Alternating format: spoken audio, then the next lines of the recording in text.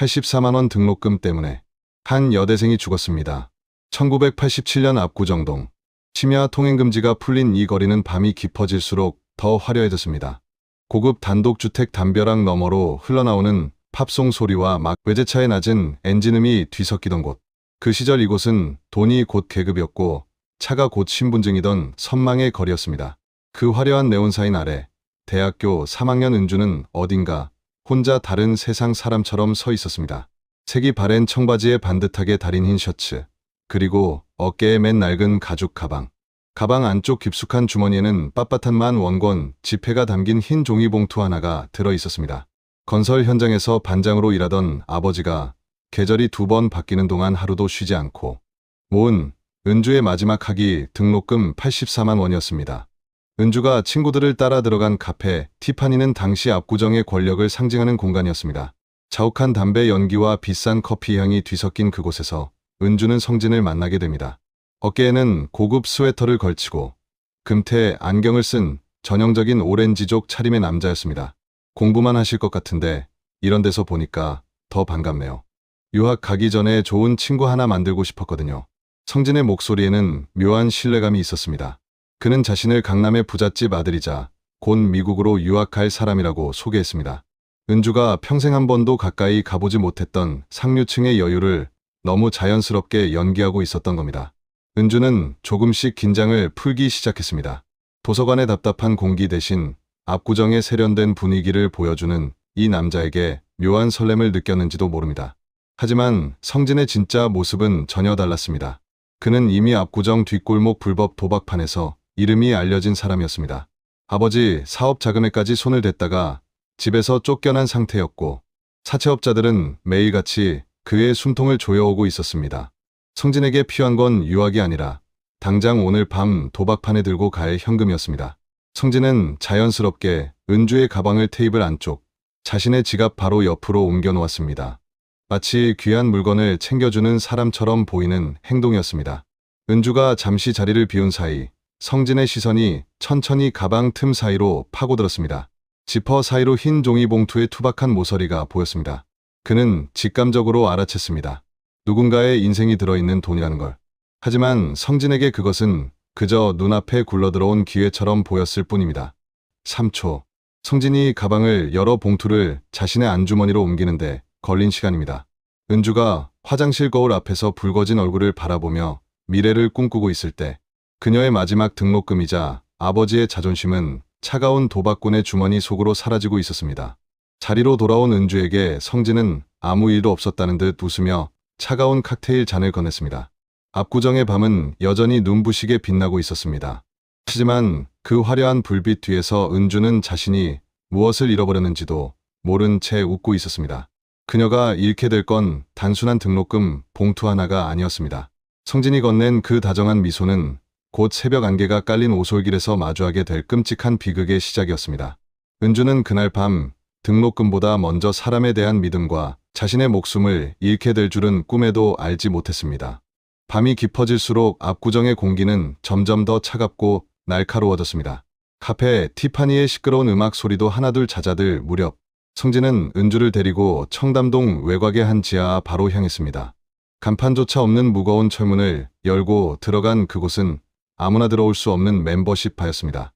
붉은 벨벳 커튼과 잔잔한 재즈, 음악이 흐르는 실내는 카페보다 훨씬 더 답답하고 은밀한 분위기를 풍기고 있었습니다. 은주는 낯선 공간이 불편한 듯 낡은 가죽 가방을 꼭 끌어안고 있었습니다.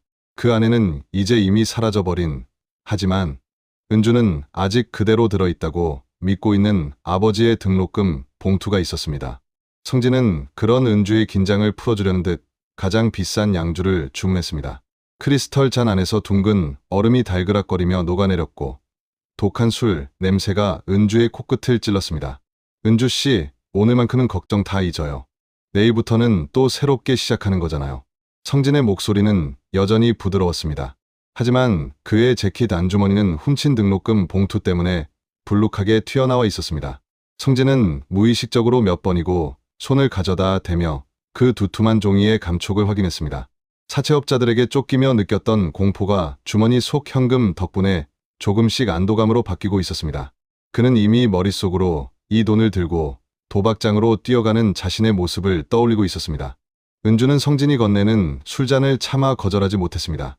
일요일도 없이 공사 현장으로 나가던 아버지의 뒷모습과 갈라진 손등에 박혀있던 시멘트 가루를 떠올리며 그녀는 괜히 미안한 마음을 지우려는 듯 술을 삼켰습니다. 꼭 공부 열심히 해서 성공해야지. 그렇게 수도 없이 다짐했던 마음도 술 기운 속에서 점점 흐려지고 있었습니다. 성진은 술에 취해 얼굴이 붉어진 은주를 바라보며 다음 행동을 계산하고 있었습니다. 새벽 2시쯤 바 안 공기가 담배 연기와 술 냄새로 가득 찼을 때 성진의 호출벨이 울렸습니다. 사채업자들의 독촉 전화였습니다. 성진은 화장실로 들어가 낮은 목소리로 속삭였습니다. 돈 마련했어. 1시간 안에 갈게. 전화를 끄는 순간 성진의 눈빛은 완전히 달라져 있었습니다. 조금 전까지 여유로운 유학생 흉내를 내던 남자의 얼굴은 사라지고 벼랑 끝까지 몰린 사람 특유의 거친 불안과 광기만 남아 있었습니다. 다시 자리로 돌아온 성진은 은주에게 마지막 술잔을 건넸습니다. 은주는 이제 몸을 제대로 가누기도 힘들 정도로 취해 있었고 가방은 테이블 끝에 위태롭게 걸려 있었습니다. 성진은 은주가 화장실에 가기 위해 비틀거리며 일어나는 순간을 놓치지 않았습니다. 그는 부축해주는 척하면서 가방 지퍼가 제대로 닫혀 있는지 혹시라도 물건이 떨어진 건 없는지 꼼꼼히 확인했습니다. 흔적을 남기지 않으려는 본능 같은 행동이었습니다. 하지만 화장실 거울 앞에서 찬물로 얼굴을 씻던 그 짧은 순간 사건은 예상치 못한 방향으로 흘러가기 시작했습니다. 술기운이 조금 가신 은주가 습관처럼 가방 안을 확인했던 겁니다. 매일 밤 몇 번이고 만져보며 마음을 다잡았던 그 두툼한 종이봉투의 감촉이 사라졌다는 걸 깨닫는 데는 1초도 걸리지 않았습니다. 은주의 심장이 그대로 바닥으로 떨어지는 기분이었습니다. 그녀는 가방 안을 미친 듯이 뒤졌습니다. 바닥을 긁고 안감을 뜯어낼 듯 손을 넣어봤지만 손끝에 닿는 건 텅 빈 가죽의 차가운 감촉뿐이었습니다. 설마 아니겠지. 은주는 비틀거리는 걸음으로 급히 밖으로 뛰쳐나갔습니다. 성진은 태연한 얼굴로 담배를 피우며 그녀를 기다리고 있었습니다. 하지만 은주의 눈에는 성진 재킷 안주머니 쪽으로 불룩하게 튀어나온 직사각형 모양이 선명하게 들어왔습니다. 성진 씨, 혹시 내 가방 건드렸어요? 은주의 목소리는 심하게 떨리고 있었습니다. 성진은 잠시 놀란 표정을 지었지만 곧 능청스러운 미소를 다시 얼굴에 올렸습니다. 무슨 말이에요? 은주 씨, 너무 취한 거 아니에요? 가방에 뭐 중요한 거라도 있었어요? 그 말은 오히려 은주의 확신을 더 키웠습니다. 은주는 떨리는 손으로 성진의 주머니 쪽을 향해 손을 뻗었습니다. 그 순간 성진의 손이 빠르게 움직여 은주의 손목을 거칠게 붙잡았습니다. 사람 호의를 그렇게 의심하면 안 되지. 내가 왜 남의 가방을 봐요? 조금 전까지 웃고 있던 성진의 목소리는 싸늘하게 식어 있었습니다. 은주는 손목을 움켜쥔 그의 소나기에서 이상할 정도로 거친 힘과 살기를 느꼈습니다. 아버지가 평생 일해서 모은 돈, 자신의 마지막 희망이 저 남자의 주머니 속으로 들어갔다는 공포가 한꺼번에 밀려왔습니다. 은주는 필사적으로 손을 뿌리치고 그대로 밖으로 뛰쳐나왔습니다. 새벽 안개가 내려앉은 청담동 거리는 숨 막힐 만큼 조용했습니다. 뒤에서 들려오는 성진의 구두 소리가 텅 빈 아스팔트를 날카롭게 울렸습니다. 은주는 뒤도 돌아보지 않고 달렸습니다. 가방끈을 붙잡은 손이 덜덜 떨리고 있었습니다. 84만 원. 누군가에게는 하룻밤 술값도 안 되는 돈이었지만 은주에게는 자신의 인생과도 같은 돈이었습니다. 성진은 은주를 절대 놓칠 생각이 없었습니다. 단순히 돈 때문만은 아니었습니다. 자신의 잘난 척하는 가면을 벗겨버린 은주의 눈빛이 견딜 수 없이 거슬렸기 때문입니다. 압구정의 화려한 밤이 끝나가던 그 시간, 도망치는 여대생과 그녀를 쫓는 도박꾼의 그림자가 안개 속으로 길게 늘어지고 있었습니다. 더 이상 낭만적인 만남 같은 건 남아있지 않았습니다. 새벽은 가장 추악한 욕망이 서로를 물어뜯는 사냥터로 변해가고 있었습니다. 은주는 본능적으로 느끼고 있었습니다. 이 안개 속을 벗어나지 못하면 자신의 인생은 영원히 여기서 끝날지도 모른다는 걸 말입니다. 하지만 뒤에서 들려오는 성진의 거친 숨소리는 점점 더 가까워지고 있었습니다. 조금 전까지 맡았던 비싼 양주 냄새 대신 이제는 비릿한 돈 냄새 같은 것이 은주의 숨통을 조여오고 있었습니다. 새벽 4시의 오솔길은 숨 막힐 정도로 조용했습니다. 화려한 대로변의 네온 사인조차 닿지 않는 이 길은 빽빽하게 들어선 나무들과 짙은 안개 때문에 앞이 거의 보이지 않았습니다. 은주의 거친 숨소리가 눅눅한 새벽 공기를 찢듯 울려 퍼졌습니다. 구두 한쪽이 벗겨진 채 맨발로 흙바닥을 밟고 있었지만 은주는 발바닥의 감촉조차 느끼지 못하고 있었습니다. 그녀의 모든 신경은 뒤에서 일정하게 들려오는 발소리에 집중되어 있었습니다. 은주 씨, 대화로 해요. 그렇게 뛰다 다쳐요. 안개 너머에서 성진의 목소리가 들려왔습니다. 말투는 여전히 부드러웠지만 그 안에는 억눌린 분노가 날카롭게 숨어 있었습니다. 은주는 멈추지 않았습니다. 나무를 짚으며 비틀거리던 그녀의 발끝이 돌부리에 걸렸고 은주는 비명조차 지르지 못한 채 축축한 잔디밭 위로 넘어졌습니다. 그 순간 성진의 그림자가 은주의 머리 위로 드리워졌습니다. 성진은 천천히 다가와 흙먼지가 묻은 은주의 어깨를 내려다봤습니다. 그는 주머니에서 담배를 꺼내 불을 붙였습니다. 라이터 불빛이 잠깐 그의 얼굴을 비추는 순간 카페에서 웃고 있던 유학생의 얼굴은 이미 사라져 있었습니다. 그 자리에는 벼랑 끝까지 몰린 도박꾼의 광기만 남아 있었습니다. 내놔요. 그거 우리 아버지 돈이에요. 은주는 지늘기 묻은 손으로 성진의 바짓가랑이를 붙잡았습니다. 그녀의 목소리는 거의 울음에 가까웠습니다. 공사 현장에서 먼지를 뒤집어 쓴 채 일하던 아버지의 얼굴과 밤마다 퉁퉁 부은 다리를 주무르며 웃던 모습이 은주의 머릿속을 스쳐 지나갔습니다. 은주는 절대로 물러설 수 없었습니다. 그 돈은 단순한 등록금이 아니었습니다. 평생을 바쳐 살아온 아버지의 삶과 자존심이 들어있는 돈이었습니다. 그걸 저 남자의 도박판 미천으로 빼앗길 수는 없었습니다. 성진은 비웃듯 코웃음을 치며 은주의 손을 거칠게 떼어냈습니다. 너희 아버지 돈? 아니, 이건 이제 내 목숨값이야. 너 같은 애들이 뭘 알아? 당장 내일 손가락 잘리게 생긴 사람 기분을 네가 알겠냐고. 성진은 소리를 지르며 은주의 멱살을 거칠게 끌어올렸습니다. 은주는 숨이 막혀오는 공포 속에서도 성진의 재킷 안주머니를 향해 필사적으로 손을 뻗었습니다. 손끝에 거친 종이봉투의 감촉이 닿았습니다. 은주는 온 힘을 다해 봉투를 잡아당겼습니다. 하지만 성진의 움직임이 더 빨랐습니다. 그는 은주의 손목을 거칠게 꺾어 그대로 바닥으로 내던졌습니다. 지게 어디서? 은주는 쓰러진 몸을 다시 일으켰습니다. 그리고 그대로 성진의 가슴팍을 머리로 들이받으며 울부짖었습니다. 도둑놈, 너 같은 괴물한테는 10원도 못 줘. 은주의 손톱이 성진의 뺨을 길게 긁고 지나갔습니다. 붉은 피가 성진의 얼굴을 타고 흘러내렸습니다. 그리고 그 순간 성진은 더 이상 아무것도 보이지 않았습니다. 성진은 그대로 은주의 몸 위로 올라탔습니다. 그리고 두 손으로 그녀의 목을 세게 눌렀습니다. 조용히 해, 조용히 하라고. 소리 지르지 마. 은주의 눈동자에 가득 차 있던 새벽 안개가 점점 흐려지기 시작했습니다. 그녀는 허공을 휘저으며 성진의 옷소매를 붙잡았습니다. 하지만 성진의 손에는 이미 사람의 힘이 아니라 짐승 같은 악력이 들어가 있었습니다. 은주의 입술 사이에서 새어나오던 희미한 신음마저 점점 작아졌습니다. 오솔길에는 성진의 거친 숨소리와 바스락거리는 나무십 소리만 남아 있었습니다. 잠시 후 성진은 정신이 든 사람처럼 손을 뗐습니다. 은주의 몸은 인형처럼 힘없이 잔디 위에 늘어져 있었습니다. 허공을 향한 그녀의 눈은 아직 떠 있었지만 그 안에는 이미 아무런 생기도 남아있지 않았습니다. 성진은 떨리는 손으로 은주의 코끝에 손을 가져다 댔습니다. 희미하게 남아있던 온기마저 새벽 공기 속으로 사라지고 있었습니다. 성진은 벌떡 일어났습니다. 주변을 둘러봤지만 아무도 없었습니다. 짙어진 안개는 성진과 은주를 세상으로부터 완전히 숨겨주고 있었습니다. 그는 도망칠 수 있었습니다. 아니면 지금 당장 길 건너 공중전화로 달려가 119를 부를 수도 있었습니다. 어쩌면 아직 은주를 살릴 수도 있었을지 모릅니다. 하지만 성진은 움직이지 않았습니다. 만약 은주가 살아난다면, 그리고 자신의 이름을 말하게 된다면, 유학을 준비하던 부잣집 아들이라는 가짜 인생이 한순간에 무너질 게 분명했습니다. 성진은 천천히 다시 은주의 옆에 주저앉았습니다. 그리고 도망치는 대신 은주의 마지막 숨이 완전히 멎을 때까지 가만히 시간을 확인했습니다. 금태 손목시계 초침이 한 바퀴, 두 바퀴 돌아갈수록 성진의 눈빛은 점점 더 차갑게 굳어갔습니다. 이건 사고가 아니었습니다. 성진은 자기 인생을 지키기 위해 은주의 죽음을 선택한 것이었습니다. 마침내 은주의 가슴이 완전히 멈췄을 때 성진은 그녀의 가방에서 떨어져 나온 학생증을 주워 주머니에 넣었습니다. 그리고 바닥에 떨어진 동전 하나까지 전부 챙겼습니다. 새벽 안개는 그렇게 한 청년의 비겁한 살인을 조용히 덮어주고 있었습니다. 성진은 아무 일도 없었다는 듯 안개 속으로 걸어 사라졌습니다.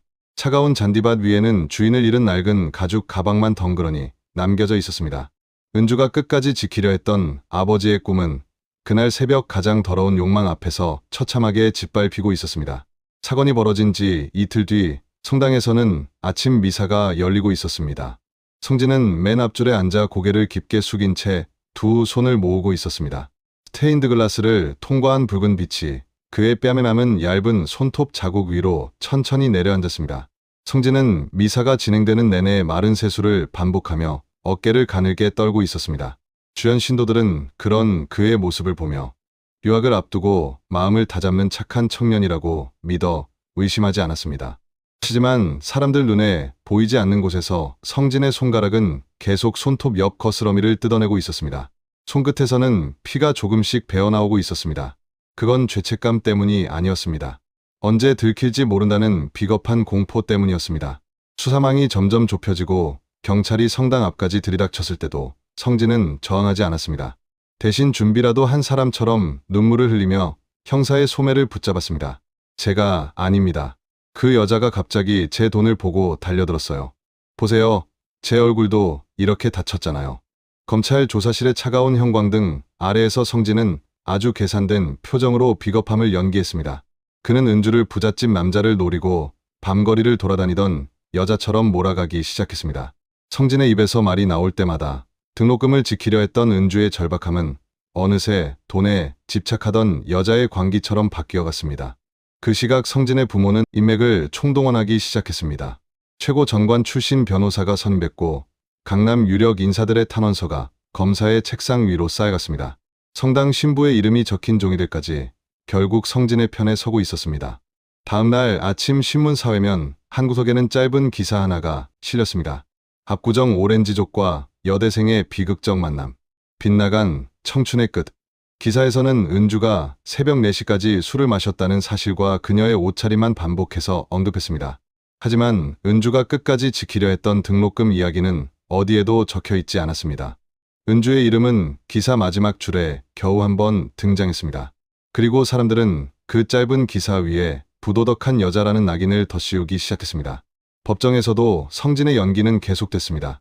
그는 죄수복 대신 단정한 정장을 입고 피고인석에 앉아 있었습니다. 판결문이 익히는 동안 성진은 불안한 듯 발끝으로 바닥을 계속 문질렀습니다.